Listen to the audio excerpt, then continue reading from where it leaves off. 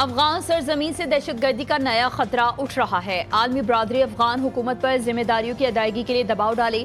Turkmenistan میں عالمی امن اور سیکیورٹی فورم سے خطاب میں وزیراعظم شہباز شریف نے کہا کہ تنازعات کا پرامن حل پاکستان کی خارجہ پالیسی کا بنیادی ستون ہے۔ عالمی امن اور سلامتی کے فروغ کے لیے پاکستان اپنا بھرپور کردار ادا کر رہا ہے۔ شہباز شریف کا ترکمانستان کے صدر سے ملاقات میں باہمی تعلقات، تجارتی اور اقتصادی روابط مضبوط بنانے کے عزم کا اعادہ۔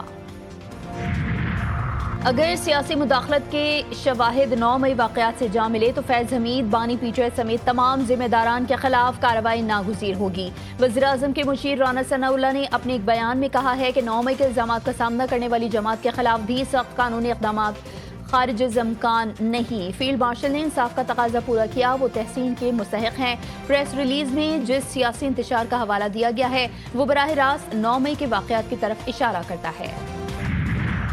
اور پیدل سڑک کراس کرنے کے خلاف پہلا مقدمہ درج۔ مقدمہ لاہور رنگ روڈ پیدل عبور کرنے والے شہری پر درج۔ ملزم گرفتار۔ تھانہ ڈیفنس سی میں درج مقدمے کے متن کے مطابق ملزم نے نواز شریف انڈر پاس کے قریب رنگ روڈ کو پیدل عبور کیا۔ ملزم نے ٹریفک میں خلل ڈال کر اپنے ساتھ دوسروں کی زندگی بھی خطرے میں ڈالی۔ رنگ روڈ پولیس نے موقع پر ملزم کو حراست میں لے کر ڈیفنس سی پولیس کے حوالے کیا۔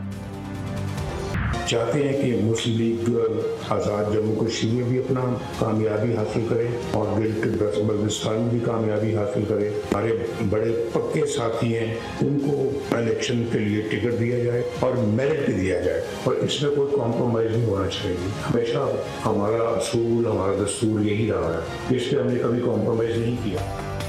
گلگت اور آزاد کشمیر کو این ایف سی ایوارڈ میں حصہ ملنا چاہیے۔ این ایف سی ایوارڈ بھیک نہیں، حق ہے۔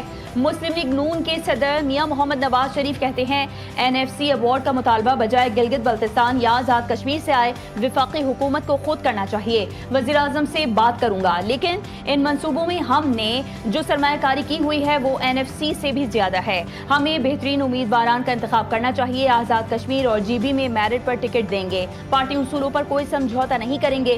فضا اچھی ہے، انتخابات میں نتیجہ بھی اچھا آنا چاہیے۔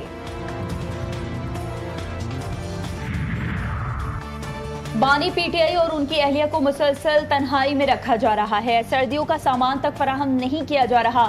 وزیر اعلیٰ خیبر پختونخوا سہیل خان آفریدی نے کہا صوبائی حقوق کے لیے سب کمیٹی بنانا خوش آئند ہے۔ میرٹ کی بالادستی برقرار رکھی جائے اور کسی قسم کی کرپشن کی شکایت پر فوری قانونی کارروائی کی جائے گی۔ بجلی، گیس ریفیوز سمیت توانائی کے شعبے میں کسی قسم کی سبسڈی نہیں دی جائے گی۔ صوبے نئے آر ایل این جی کے لیے اضافی بیرونی معاہدے بھی نہیں کر سکیں گے۔ اوگرا کو 40% میں ٹیرف کے تعین کی ایڈوائس دی جائے گی۔ پاکستانی قرض پروگرام کے لیے آئی ایم ایف کی 23 کڑی شرائط مان لی۔ آئی ایم ایف کے مطابق حکومت نے یقین دلایا کہ شوگر سیکٹر مکمل طور پر ریگولائز کیا جائے گا۔ ترقیاتی اسکیمیں کم کی جائیں گی۔ کھاد اور کیڑے مار ادویات پر ایکسائز ڈیوٹی میں 5% اضافہ ہوگا۔ میٹھی اشیاء پر ایکسائز ڈیوٹی جبکہ کئی اشیاء پر سیلز ٹیکس لگے گا۔ کرنسی کی قدر لچکدار رکھی جائے گی۔ آئی ایم ایف نے گندم کی خریداری کے لیے وفاقی یا صوبائی امدادی قیمت مقرر کرنے اور درآمد پر کسی بھی قسم کی نئی ریگولیٹری ڈیوٹی متعارف کروانے سے بھی روک دیا۔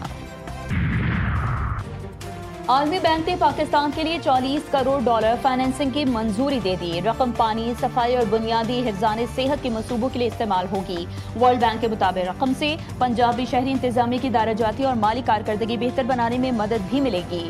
پی آئی سی پی پروگرام پنجاب کے 16 شہروں میں شروع کیا جائے گا۔ پاکستان کا ڈیجیٹل فائنینسنگ کے میدان میں ایک اور بڑا قدم، حکومتی اثاثوں کی بلاک چین ٹوکنائزیشن کے لیے ایم او یو پر دستخط۔ وزارت خزانہ اور بائننس انویسٹمنٹ میں معاہدہ ہو گیا۔ ورچوئل اسٹیٹس ریگولیٹری اتھارٹی کا بائننس اور ایچ ٹی ایکس کو این او سی جاری۔ $2 ارب کے حکومتی اثاثوں کو بلاک چین پر منتقل کرنے کی راہ ہموار۔ حکومتی اثاثوں میں سرکاری بانڈز، ٹی بلز اور اجناس کے ذخائر شامل۔ بائننس کے سی ای او سی زیڈ نے بھی فیصلے کو انتہائی اہم پیش رفت قرار دیا۔ Chairman Pakistan virtual assets regulatory authority Bilal bin Saqib کہتے ہیں این او سی کا اجرا ڈیجیٹل اثاثوں کے نئے دور کی شروعات ہے۔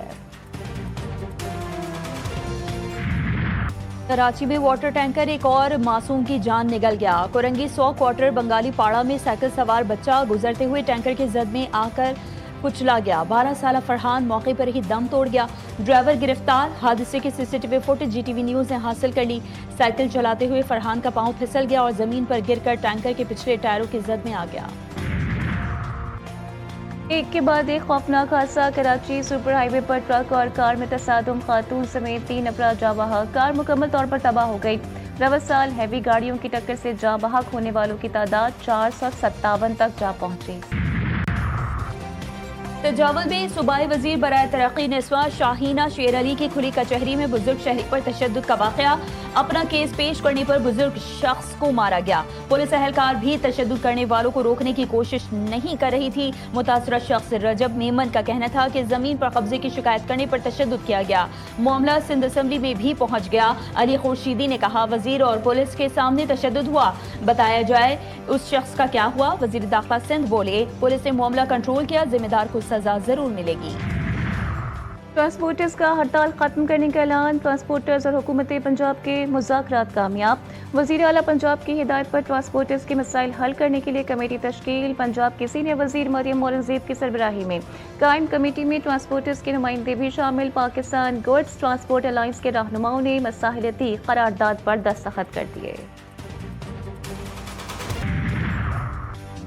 ڈکی بھائی کے سوشل میڈیا اکاؤنٹ سے اے ٹی ایم کارڈز کی سپرداری کی درخواست۔ ضلع کچہری لاہور میں یوٹیوبر ڈکی بھائی کی درخواست پر این سی سی آئی اے نے رپورٹ جمع کروانے کے لیے مہلت مانگ لی۔ عدالت کا 15 دسمبر تک این سی سی آئی اے کو رپورٹ پیش کرنے کا حکم۔ فلم دھرندر کے خلاف بھارتی ایجنٹ کے اہل خانہ ہی عدالت پہنچ گئے۔ میجر موہت شرما کے اہل خانہ کی دہلی ہائی کورٹ سے فلم کی نمائش روکنے کی اپیل۔ درخواست میں موقف اپنایا کہ بھارتی فلم میں موہت شرما سے متعلق حقائق کو مسخ کیا گیا ہے۔